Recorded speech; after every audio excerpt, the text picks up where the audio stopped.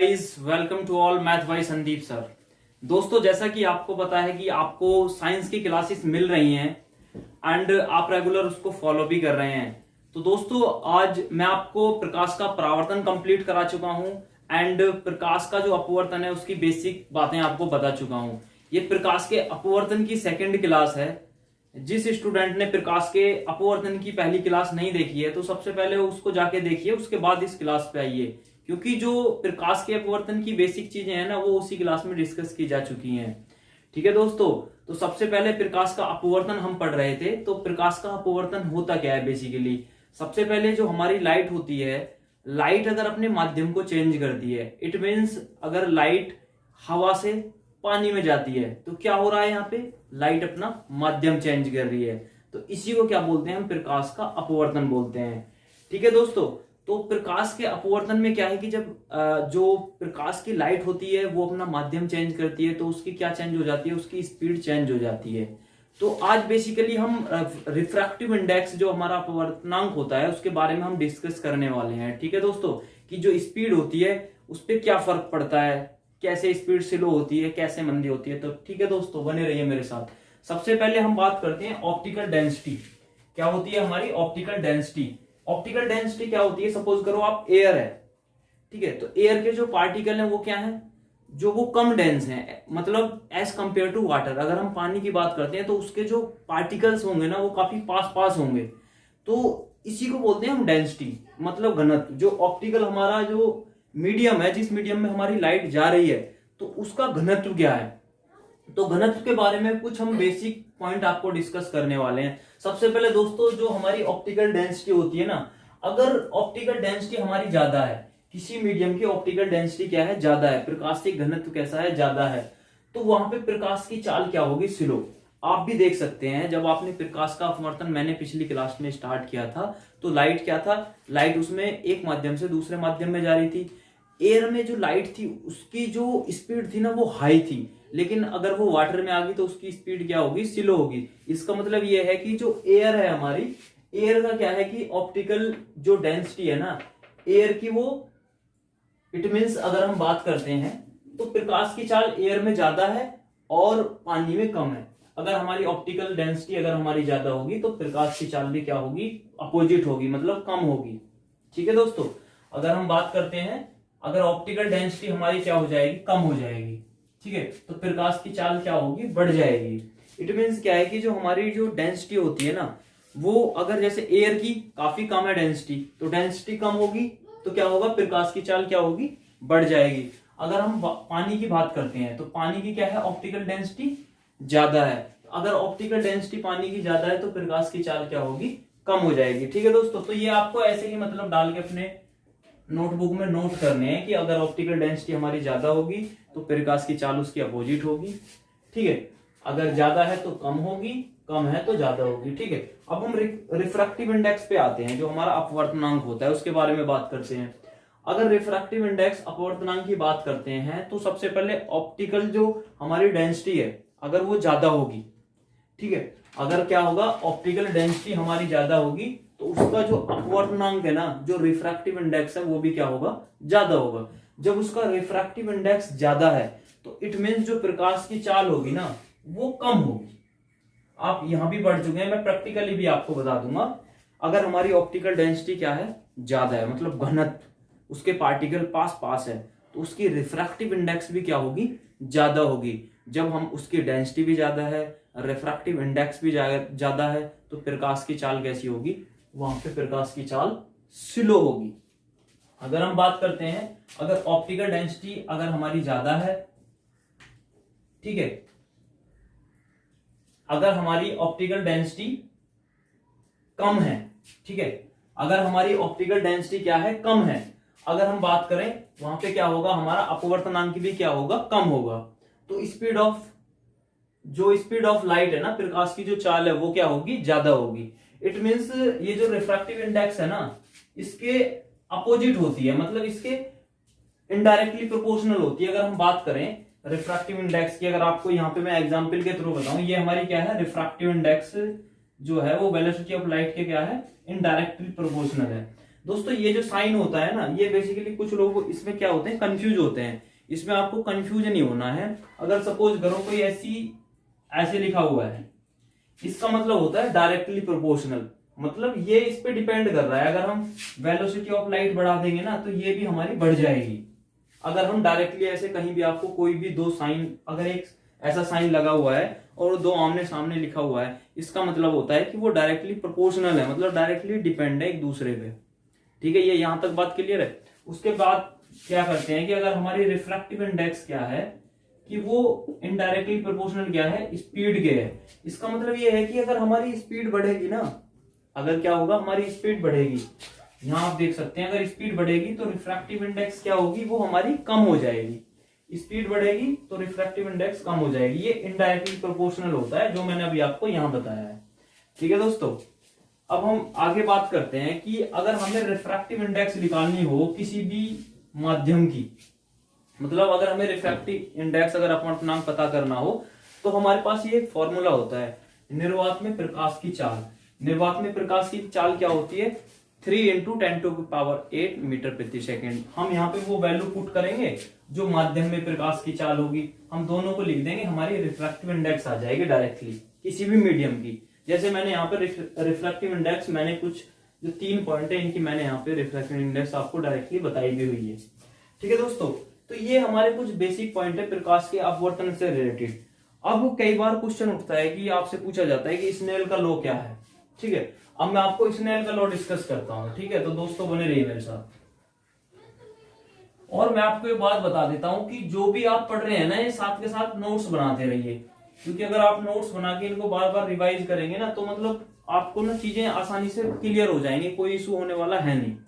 अब हम स्नेल के नियम पे आते हैं। स्नेल का नियम होता क्या है बेसिकली, आपने देखा होगा कि अगर हम बात करते हैं प्रकाश के अपवर्तन की, प्रकाश के अपवर्तन में क्या होता है कि हमारे पास जो होते हैं मीडियम, मतलब लाइट का जो बैंड होना होता है, अगर वो अपना मीडियम चेंज कर रही है। ठीक है, ये क्या है हमारा, सपोज करो ये हमारा क्या है, वाटर है। ये क्या है, वाटर है। ये थोड़ा ये दिख रहा है नीचे, ये नहीं दिख रहा है, थोड़ा नीचे कर दो इसको। तो क्या है कि ये हमारा वाटर है, ये मैंने यहाँ पे आपको डायग्राम बना के बताया भी हुआ है। ये क्या है, हमारा वाटर है, और ये ऊपर क्या है, हमारा एयर है। तो सबसे पहले मैंने आपको प्रकाश के अपवर्तन में मैं आपसे डिस्कस कर चुका हूं कि जहां पे जो पार्टिकल होंगे वो दूर दूर होंगे, अगर इट मीन्स उसकी जो ऑप्टिकल डेंसिटी है अगर वो कम होगी तो वो विरल माध्यम होता है। माध्यम हमारे दो होते हैं, एक होता है सघन माध्यम, एक होता है विरल माध्यम। ये जरूरी नहीं है कि हम पानी और हवा की बात करते हैं, किसी भी को भी लेके हम बात कर सकते हैं। सपोज करो हमारा वाटर है, वाटर के साथ अगर हम लोहे को देखने लगे जो आयरन होता है, तो उन दोनों में क्या कौन सा सघन रहेगा, उसमें क्या रहेगा, लोहा रहेगा, क्योंकि जो लोहे के पार्टिकल है ना वो पास पास हैं। ठीक है, तो ये हमारा मीडियम का आपका कॉन्सेप्ट क्लियर हुआ। सपोज करो ये हमारा क्या है, वाटर है। इट मीन्स वाटर में क्या है कि ये हमारा नॉर्मल है, प्रकाश का अपवर्तन जैसे हमने पढ़ा है। ये क्या है, हमारी इंसिडेंट रे आ रही है। क्या हुआ, इंसिडेंट रे आ रही है। इट मीन्स ये क्या है, एयर। अब ये विरल माध्यम है, जैसे कि मैं ऑलरेडी आपको बता चुका हूं, ये हमारा सघन है। जब लाइट विरल माध्यम से सघन माध्यम में आती है, मैं आपको पिछली क्लास में बता चुका हूं काफी अच्छे से, कई बार मैंने रिवाइज भी किया था। ये आप पढ़ लीजिए और रट लीजिए एकदम, मतलब क्योंकि क्वेश्चन यहां से कई बार उठ चुका है। तो लाइट हमारी एक माध्यम से दूसरे माध्यम में आती है। इट मीन्स लाइट जो थी हमारी सघन माध्यम में जा रही थी, यहाँ पे स्पेस काफी खुला हुआ था, यहाँ क्या था, डेंस पार्टिकल डेंस थे। तो एक्चुअल में लाइट हमारी जानी चाहिए थी यहाँ, कहाँ जानी चाहिए थी, लाइट हमारी यहाँ जानी चाहिए थी। बट हुआ क्या कि लाइट ये अपनी पोजीशन को छोड़ के, क्या हुआ कि लाइट अपनी पोजीशन को छोड़ के यहाँ पे ये बेंड हो गई है।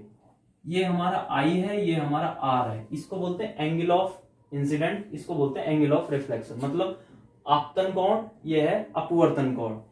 ठीक है दोस्तों, तो ये हमारा जो आई होगा वो आर से ज्यादा होगा, क्योंकि यहाँ पे विरल माध्यम है, ये यहाँ पे सघन माध्यम है। तो इसकी कुछ ना कुछ रिफ्रैक्टिव इंडेक्स होगी इस माध्यम की, क्योंकि एयर है, और इसकी भी कुछ ना कुछ रिफ्रैक्टिव इंडेक्स होगी। इसको हम μ1 से कंसीडर कर लेते हैं, इसको हम μ2 से कंसीडर कर लेते हैं। Refractive index medium 1 and refractive index medium 2। अब हम बात करें जो हमारी रिफ्रैक्टिव इंडेक्स 1 की है ना, और इसके साथ साइन के साथ ये एंगल ऑफ इंसिडेंट जो बराबर होगा refractive index 2 into angle of ये अपवर्तन कोण के बराबर। तो ये हमारा क्या है, बेसिकली ये हमारा स्नेल लॉ है। इसको हम ऐसे भी लिख सकते हैं, sine I upon sine R equal to μ2 by μ1।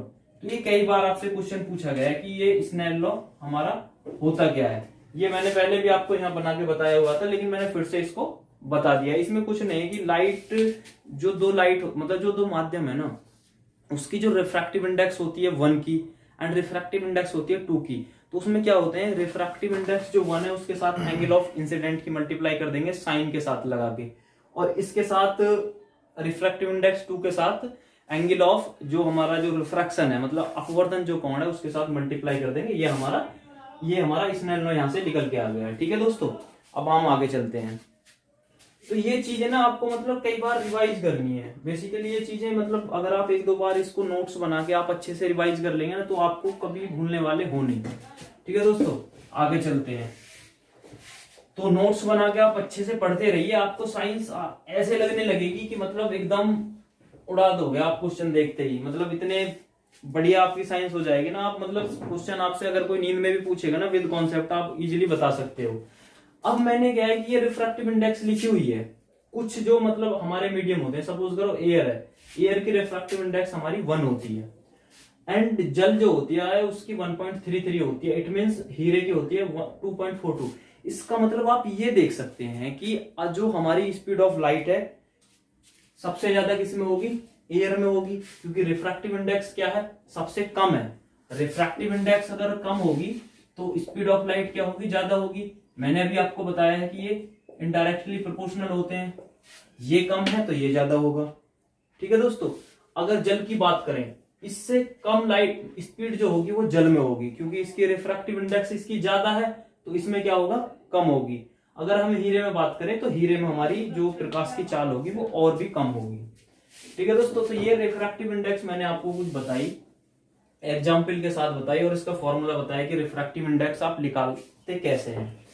अब मैं आपके साथ कुछ जो अपवर्तन के जो एग्जाम्पल पूछे जाते हैं ना, जो अगर आप वनडे एग्जाम की बात करें, अगर एसएससी मतलब अगर टेक्निकल एग्जाम को छोड़ दें, रेलवे को छोड़ दें, तो बाकी सभी एग्जाम में ज्यादातर आपसे डायरेक्टली ये पूछा जाता है कि भाई अगर पानी में कोई सिक्का पड़ा हुआ है, ठीक है, गिलास में, तो वो सिक्का अपनी पोजीशन से थोड़ा ऊपर उठा हुआ दिखाई देता है, तो वो क्या है, प्रकाश का अपवर्तन है, परावर्तन है, पूर्णांतरिक परावर्तन है।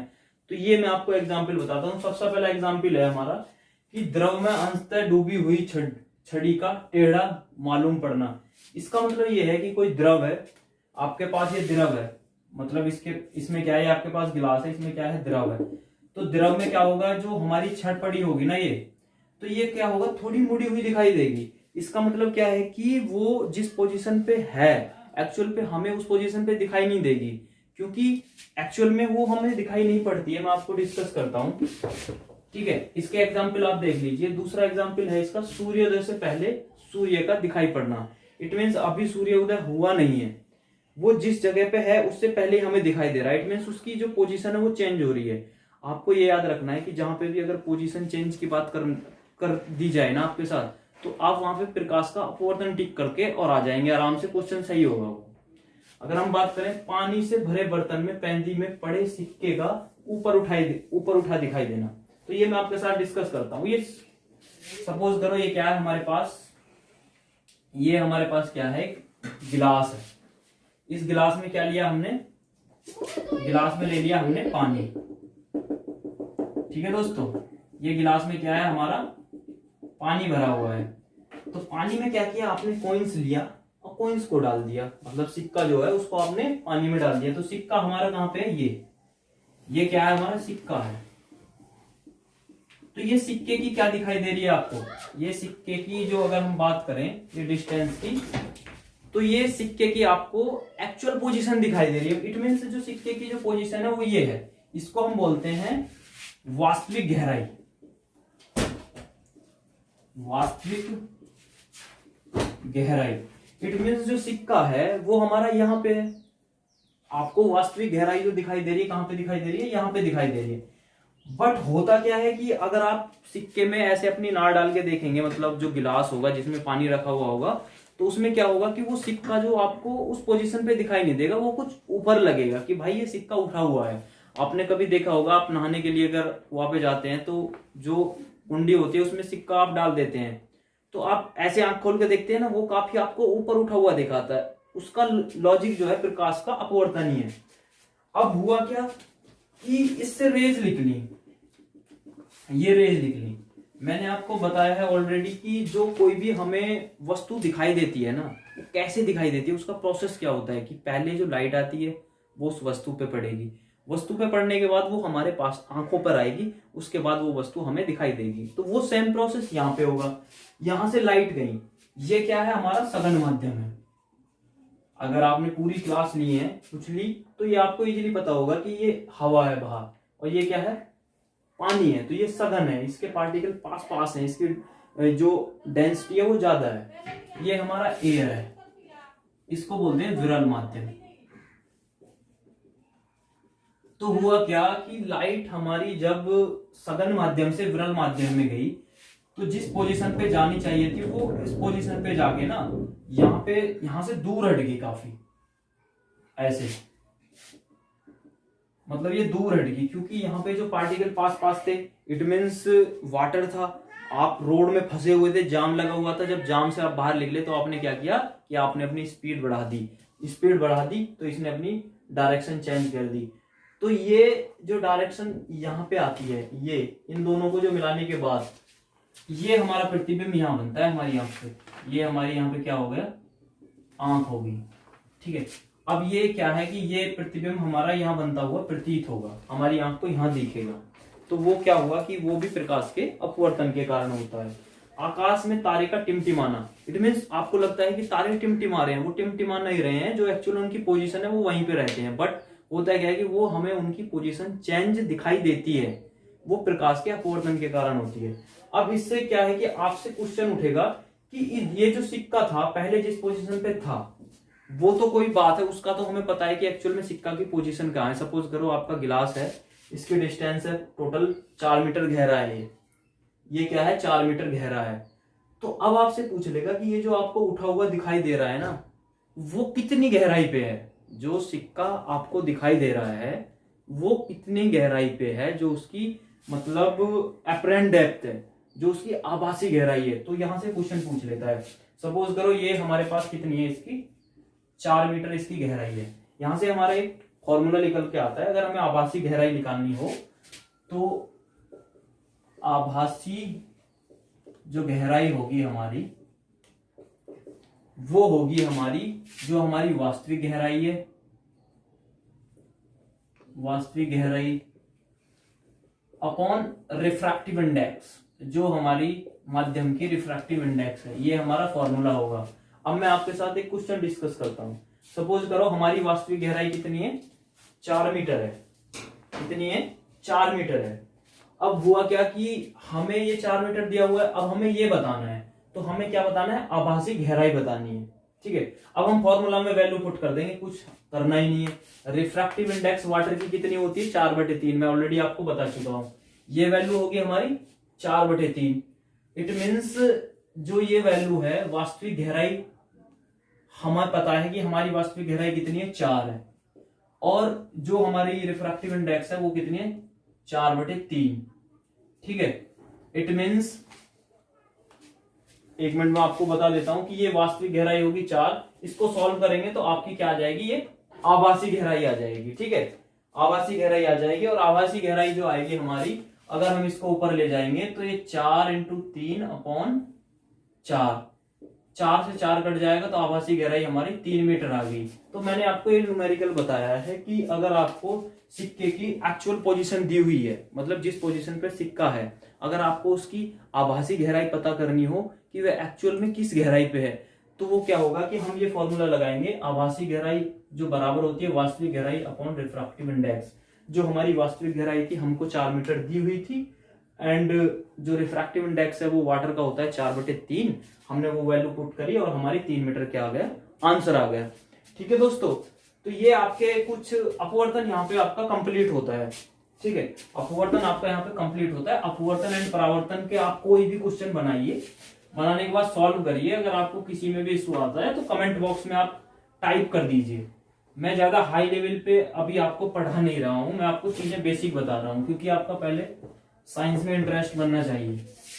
ठीक है दोस्तों, तो मैं अब आपके साथ डिस्कस करता हूं कि TIR, टोटल इंटरनल रिफ्लेक्शन, होता क्या है। ठीक है,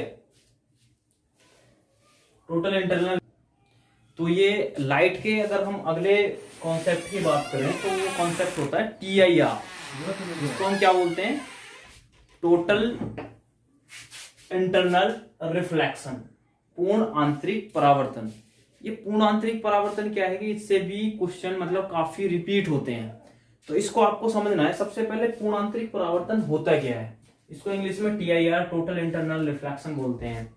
सपोज करो कि मैं आपको क्या बता चुका हूं, प्रकाश का परावर्तन अपवर्तन दोनों बता चुका हूं।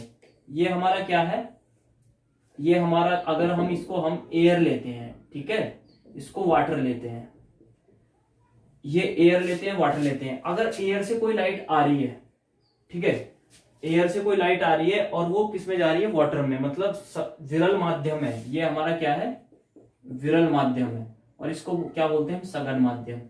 अगर हमारी लाइट विरल माध्यम से सघन माध्यम में आ रही है तो यहाँ पे हमारी कुछ फास्ट चल रही थी, और फास्ट चलने के बाद में क्या होगा कि यहाँ पे इसको डेंसिटी ज्यादा है, यहाँ पे भीड़ भाड़ का इलाका है, मैं आपको ऑलरेडी एग्जाम्पल में बता चुका हूं, तो क्या होगा कि वो नॉर्मल की तरफ झुक जाएगी। इट मीन्स ये इंसिडेंट रे थी, ये रिफ्लेक्टेड रे है। इट मीन्स अगर हम बात करें कि विरल माध्यम से अगर हम सघन माध्यम में जाएं तो टोटल इंटरनल रिफ्लेक्शन का मतलब क्या है कि TIR मतलब रिफ्लेक्शन परावर्तन, मतलब किरण वापिस आनी चाहिए उसी माध्यम में, उसको बोलते हैं हम रिफ्लेक्शन परावर्तन। तो बट होता क्या है कि अगर हम विरल माध्यम से सघन माध्यम में लाइट भेजेंगे तो अगर हम इसको और थोड़ा रोटेट करेंगे तो ये क्या होगा, नॉर्मल से इधर झुक जाएगी। इट मीन्स ये परावर्तित होने वाली है नहीं। अगर हम इसको हम विरल माध्यम से सघन माध्यम में पास कराते हैं तो हम इसको क्या लेंगे, इसको हम लेंगे, इसको लेंगे हम सघन, एंड इसको लेंगे विरल। ये क्या है, हमारी एयर है, और इसको क्या लेंगे हम, वाटर है।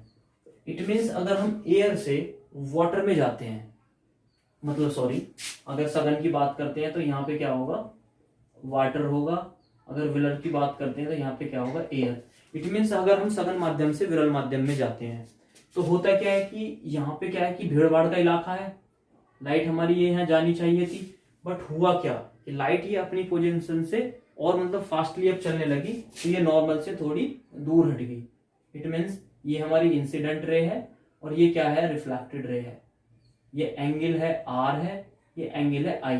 इट मीन्स हुआ क्या कि रिफ्लेक्टेड रे जो है वो नॉर्मल से दूर उठ गई। इट मीन्स हम इस किरण को ना, इसको वापस हम उसी माध्यम में ले जा सकते हैं जिस माध्यम से हम इंसिडेंट रे को मतलब लेके आ रहे हैं। तो इट मीन्स हम इसको हम परावर्तन करा सकते हैं। इट मीन्स पूर्णांतरिक परावर्तन अगर हमें कराना होगा तो हमको लाइट हमेशा सघन माध्यम से कहां पे भेजनी होगी, विरल माध्यम में होगी, तभी क्या है, पूर्णांतरिक परावर्तन की घटना संभव है। तो हमारा पहला पॉइंट ये लिखा हुआ है जो मैंने आपको प्रैक्टिकली बताया कि TIR की घटना केवल तभी संभव है जब प्रकाश सघन माध्यम से विरल माध्यम में जाता है। इट मीन्स जो पूर्णांतरिक परावर्तन की घटना है वो तभी संभव होगी जब प्रकाश क्या होगा, हमारा सघन माध्यम से विरल माध्यम में जाएगा। ये प्रैक्टिकली भी मैं बता चुका हूं कि आपको ये होगा कैसे।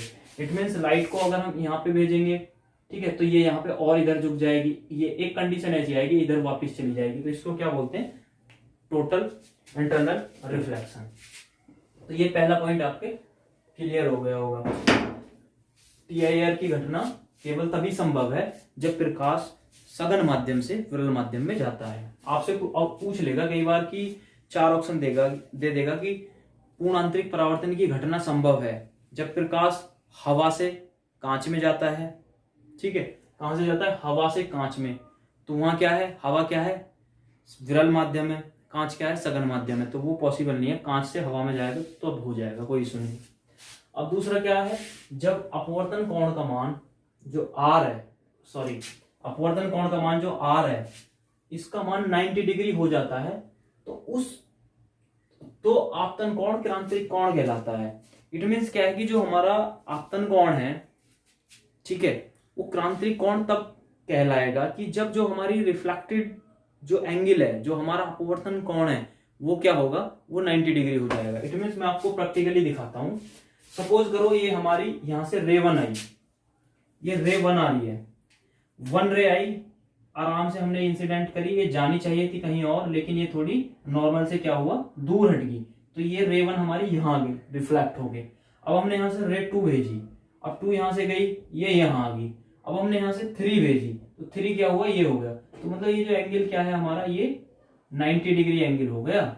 आप देख पा रहे हैं कि आपने देखा होगा कि ये एंगल कितने का होता है, 90 डिग्री का होता है। कि अगर ऐसे कोई दो जो हमारी लाइन है, तो ये 90 डिग्री का एंगल होता है। ये सेम सिचुएशन कहां पे आ रही है, ये यहां पे आ रही है, देखो ये। इट मीन्स क्या हुआ कि जो अपवर्तन कोण का जो मान है ना, वो क्या हो गया, यहाँ पे 90 डिग्री हो गया। क्योंकि ये हमारा अपवर्तन कोण होता है जो नॉर्मल से अगर हम बात करते हैं, तो ये क्या हो गया, हमारा अपवर्तन कोण हो गया। तो इसी को क्या बोलते हैं हम, 3 रे 1 2 3, इसी को क्या बोलेंगे हम, इसी को बोलेंगे हम क्रिटिकल एंगल। इट मीन्स यहां तक हो गया हमारा 90 डिग्री, और इसी को क्या बोलेंगे हम, क्रिटिकल एंगल, क्रांतिक कोण बोलेंगे। अब यहां से जब चौथी लाइट आएगी ना, तो यहां तक तो हमारी आ गई है 3 लाइट, जब चौथी वाली रे आएगी ना, वो यहां से यहाँ टकराने के बाद वापिस चली जाएगी। इसी घटना को क्या बोलते हैं, पूर्णांतरिक परावर्तन। इट मीन्स पूर्णांतरिक परावर्तन होने से पहले जो अपवर्तन कोण है उसका मान 90 डिग्री होगा। अगर उसका मान 90 डिग्री हो गया, तो उस सिचुएशन को जो आपकी जो किरण है ना, हमारी जो अपवर्तन कोण है, तो आपतन कोण क्रांतिक कोण कहलाता है। उसी आपतन कोण को क्या बोलते थे हम, क्रांतिक कोण बोलते हैं, जब हमारा अपवर्तन कोण 90 डिग्री हो जाएगा। तो ये क्या हुआ, ये हमारे प्रकाश का अब पूर्णांतरिक परावर्तन हो गया। सघन माध्यम से लाइट कहां पे आ रही है, विरल माध्यम से आ रही है। एक बार मैं आपसे रिपीट कर देता हूं, जब हमारी प्रकाश की किरण सघन माध्यम से विरल माध्यम में जाती है, तो क्या होता है कि वो नॉर्मल से दूर हट जाती है। अब दूर हटते हटते वो इतनी दूर हट जाएगी कि वो वापस उसी माध्यम में चली जाएगी। उसी को क्या बोलते हैं, TIR, टोटल इंटरनल रिफ्लेक्शन बोलते हैं। ठीक है, अब होगा क्या कि अब दूसरा पॉइंट निकल के आता है, क्रांतिक कोण। क्रांतिक कोण क्या होता है, क्रांतिक कोण वो होता है कि मतलब हमारी जो आपतित किरण आ रही है, इट मीन्स ये माध्यम है, इस पे आपतित किरण हमारी आ रही है, टकराने के बाद वापस जा रही है, क्योंकि मीडियम चेंज हो रहा है। तो जो हमारी जो अपवर्तन कोण है हमारा, जो अपवर्तन कोण हमारा ये बन रहा है, तो वो जो अपवर्तन कोण है वो 90 डिग्री हो जाए। मतलब नॉर्मल से जो हमारी रिफ्लेक्टेड रे है वो 90 डिग्री दूर हट जाए, तो उसको क्या बोलेंगे हम, अपवर्तन कोण बोलेंगे। अगर वो 90 डिग्री हो गया ना, तो जो हमारी आपतित किरण जो बना रही है ना, वो आपतन कोण, उसी को हम क्रिटिकल एंगल बोलते हैं। और उस क्रिटिकल एंगल के बाद में क्या होता है कि उस क्रिटिकल एंगल के बाद में TIR बनता है। लास्ट अगर रे आएगी ये चौथी वाली, तो ये यहां ना जाके ये सीधी वापस उसी माध्यम में चली जाएगी, सघन से विरल में, सघन माध्यम में चली जाएगी। तो ये हमारा TIR यहाँ पे, ये मैंने आपको बता दिया। अब इसके कुछ एग्जाम्पल मैं आपसे डिस्कस करता हूँ। ठीक है, आपसे पूछेगा, सीधा सीधा क्वेश्चन आएगा कि भाई हीरे का चमकना क्या है, क्या किस घटना को हीरे का चमकना बोलते हैं, तो उसको आप बोलेंगे कि हीरे का चमकना पूर्णांतरिक परावर्तन है। दूसरा क्वेश्चन आपसे पूछेगा कि मरीचिका का बनना, ये क्या है, ये भी हमारा क्या है, पूर्णांतरिक परावर्तन है। मरीचिका क्या होती है एक्चुअली में मैं आपको बता देता हूँ। मरीचिका का मतलब ये है कि अगर आप गर्मियों के दिनों की बात करते हैं, ठीक है, आप रेगिस्तान में जाते हैं, तो होता क्या है कि आपको ना कुछ मतलब वहां पे ऐसी जो पेड़ होते हैं ना, उनकी परछाई दिखती है एक्चुअल में तो, बट आपको क्या लगता है कि वहां पे पानी भरा हुआ है, तो उसी को मरीचिका बोलते हैं, मृग मरीचिका, रेगिस्तान में बनना। तो वो भी किसका उदाहरण है, प्रकाश का पूर्णांतरिक परावर्तन, टोटल इंटरनल रिफ्रैक्शन, पूर्णांतरिक परावर्तन का उदाहरण है। तीसरा बात क्या करते हैं हम, और ऑप्टिकल फाइबर। ऑप्टिकल फाइबर भी क्या, किस पे बेस्ड है, TIR पे बेस्ड है। ऑप्टिकल फाइबर बेसिकली क्या होता है कि ये सिग्नल भेजने के लिए यूज होता है, कि अगर हमें सिग्नल लॉस नहीं करना है, मतलब अगर हमें सिग्नल भेजना है, तो हम उसमें क्या है, ऑप्टिकल फाइबर यूज करते हैं। ऑप्टिकल फाइबर जो हमारा बेस्ड होता है वो TIR पे बेस्ड होता है। ठीक है दोस्तों, अगर हम एंडोस्कोपी की बात करें तो ये भी TIR पे बेस्ड है। तो मैंने आपको प्रकाश के अपवर्तन के भी एग्जाम्पल डिस्कस कर लिए हैं, प्रकाश के परावर्तन मैंने आपको पढ़ा दिया है, अपवर्तन मैंने आपको पढ़ा दिया है, और मैंने आपको पूर्णांतरिक परावर्तन पढ़ा दिया है। तो इस टॉपिक में आपके जो चैप्टर बच रहे हैं ना, बस जो 2-3 पॉइंट और बच रहे हैं, जो अगर लाइट की बात करें, फिर लेंस एंड मिरर स्टार्ट कर देंगे। तो एक तो अगर आपका बात करें तो रेनबो बन रहा है, रेनबो बच रहा है, रेनबो। इंद्रधनुष आपका बच रहा है, इंद्रधनुष आपको कल बताया जाएगा, काफी अच्छे से इंद्रधनुष डिस्कस करेंगे। उसके बाद विवर्तन, व्यतिकरण, ठीक है, ये प्रकाश का वर्ण विक्षेपण, ये 3 चीजें आपकी बची हुई हैं। फिर आपका लाइट वाला चैप्टर ना ये फिनिश हो जाएगा, फिर लेंस एंड मिरर स्टार्ट करेंगे।